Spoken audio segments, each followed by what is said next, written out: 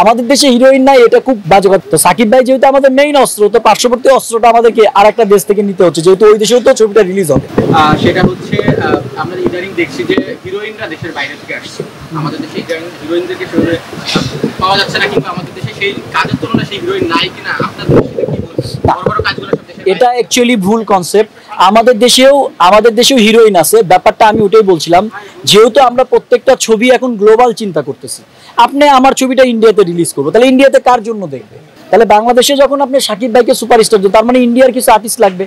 তখনই কিন্তু গিয়ে দেখেন যে হিরোইনটা ইন্ডিয়া থেকে নেওয়ার আমরা চেষ্টা করতেছি, কারণ আমরা তখন মার্কেটটা বড় করার চেষ্টা করতেছি। তো সাকিব ভাই যেহেতু আমাদের মেইন অস্ত্র, তো পার্শ্ববর্তী অস্ত্রটা আমাদেরকে আর একটা দেশ থেকে নিতে হচ্ছে, যেহেতু ওই দেশেও তো ছবিটা রিলিজ হবে। আমাদের দেশে হিরোইন নাই, এটা খুব বাজে কথা। আমাদের দেশে বিদ্যা সিনহা মিমের মতো একজন ট্যালেন্টেড আর্টিস্ট আছে, নুসরাত ফারিয়া আছে, মাহি আছে, পূজা চেরি আছে, অনেক আর্টিস্ট আছে, বুবলি আপু আছে, অনেকেই আছে। সো এই জায়গাগুলো আসলে ভুল। আমাদের দেশেও ট্যালেন্টেড হিরোইন আছে, যেহেতু আমরা এখন মার্কেটটা বড় করছি, মেইন কাস্ট এখান থেকে, সো অন্য কান্ট্রি থেকে আর একটা কাস্ট আমরা নেওয়ার চেষ্টা করছি।